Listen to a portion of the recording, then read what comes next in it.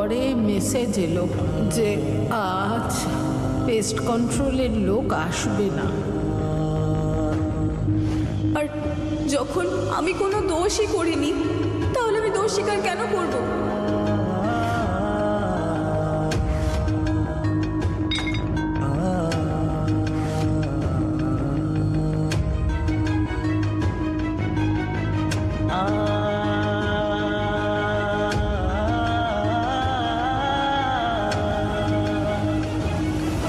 রাগ করার তো এটা মানেই নয় যে আপনি আমার কথাই শুনবেন না।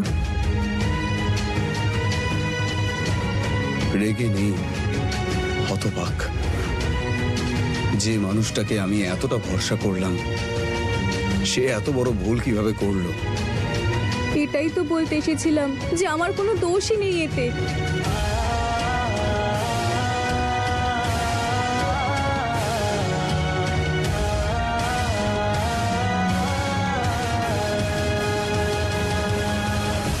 আমাকে কেন ডেকেছো এখানে?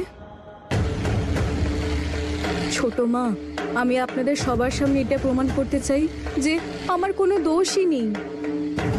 মা ঠাকুরানীর এই অবস্থার জন্য আমি দায়ী নই, অন্য কেউ। আর আমি জানি যে সেই মানুষটি কে। সোজাসুজি বলো, সে কে?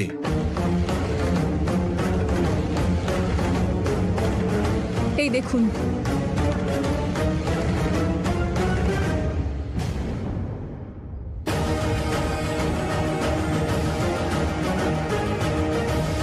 জুতো? এই জুতোটা দেখানোর জন্য আমাদের সবাইকে এখানে রেখেছো? এই জুতোটা কার রে মেয়ে? যে মা ঠাকুরনকে শেষ করার চেষ্টা করেছিল, ওই পেস্ট কন্ট্রোলারের পা থেকে টেনে নিয়েছিলাম আমি এই জুতোটা।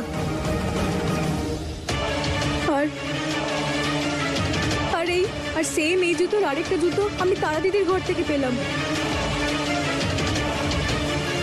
যদি আপনারা একে একে দুই করেন আর একটু ভালো করে ভেবে দেখেন, তাহলে আপনারা পরিষ্কার সব বুঝতে পারবেন যে মা ঠাকুরনের এই অবস্থার জন্য তারা দিদিই দায়ী।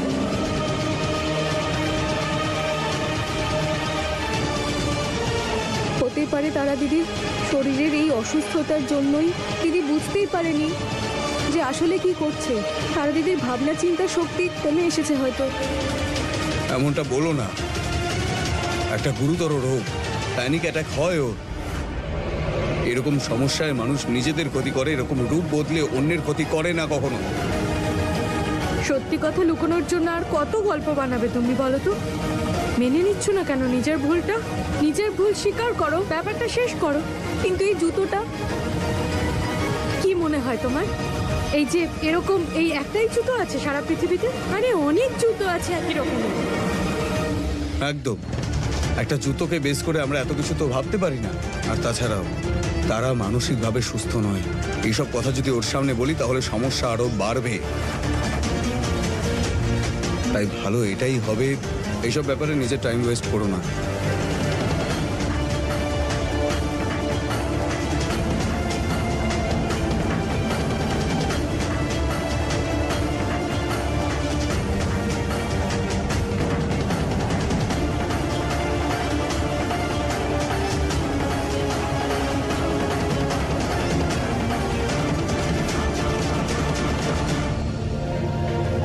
এই ছবিটা তো ওই সময়েরই যখন মা ঠাকুরনকে মেসেজ পাঠানো হয়েছিল। তার মানে মা ঠাকুরনের এই অবস্থার জন্য যে দায়ী, এই ছবিটা তারই। কানাই, অনেক অনেক ধন্যবাদ তোমায়। সব সময়ের মতন এবারও তুমি আমাকে বাঁচিয়ে দিলে। শোভনবাবু দাঁড়ান।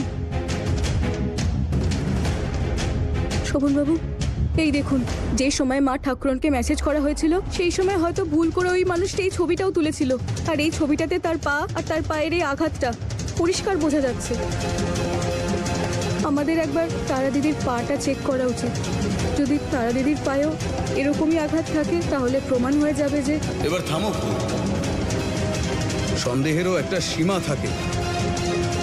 তোমার চিন্তা শুধুমাত্র ওই তারাকে নিয়েই, ব্যাস।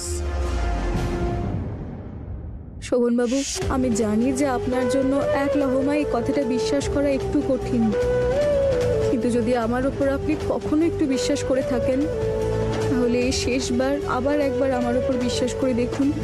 যদি এটা সত্যি না হয় তাহলে এই ব্যাপারটা নিয়ে আর মাথা ঘামাবো না।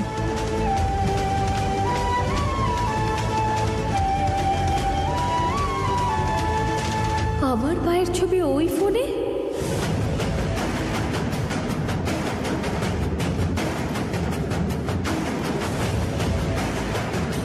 ইস, এত বড় ভুলটা আমি কি করে করলাম? তারা তারা তোর মনটা কোথায় ছিল? একটা ছবির জন্য সব সত্যিটা ধরা পড়ে যাবে। যদি পায়ের এই আঘাতের দাগটা শোভন দেখতে পেয়ে যায়, তাহলে বরাবরের জন্যই বাড়ি ছাড়তে হবে আমাকে। কি করব কি করব কি করব?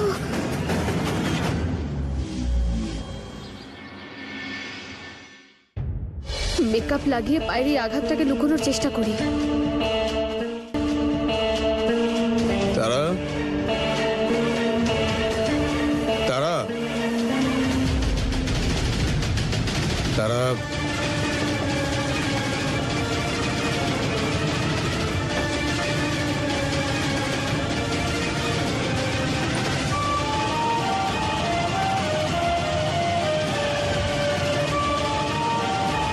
তারা আমি তোমার জন্য নতুন স্যান্ডেল কিনেছি। থ্যাংক ইউ শোভন, কিন্তু এর কি দরকার ছিল? একবার পরে ট্রাই তো করো, সাইজ ঠিক আছে কিনা। তুমি রেখে দাও না, আমি ট্রাই করে দেখে নেব।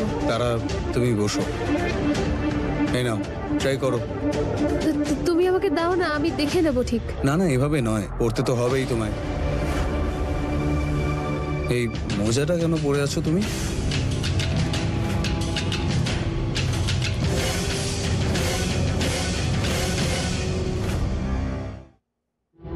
ওই একটা কাজ করো, মোজাটা খোলো আর ভালো করে দেখো জুতোটা ফিট হচ্ছে কিনা তোমার পায়ে। সাইজই তো দেখতে হবে, আমি দেখে নেব পরে। আরে মোজা জুতোর নিচে পড়ে, স্যান্ডেলের নিচে তোরই না পড়ে। তুমি কবে থেকে লেডিস ফ্যাশনের এক্সপার্ট হয়ে গেলে? তুমি এইসব ছাড়ো তো, আমি করে দিচ্ছি, তুমি যখন আমার কথাই শুনবে না। ছেড়ে দাও না শোভন, আমি করে নেব। তারা পড়েই দেখো না একবার, তারপরে না হয় বুঝবে।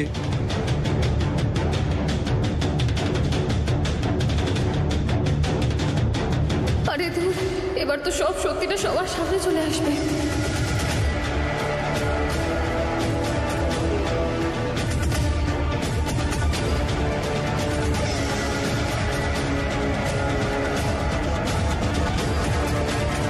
আরে ওকে ধরো তোমরা, ও যেন পালাতে না পারে। এই দাঁড়াও, ওকে ধরো গার্ডস।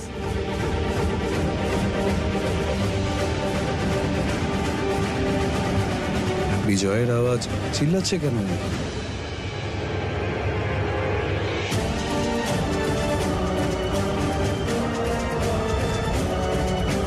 ভগবানের অশেষ কৃপা আমি এবার বেঁচে গেছি, কিন্তু বেশিক্ষণ এই আঘাতটা আমি লুকিয়ে রাখতে পারবো না। আরে এবার আমি কি করবো, কি করে বাঁচবো সবার হাত থেকে?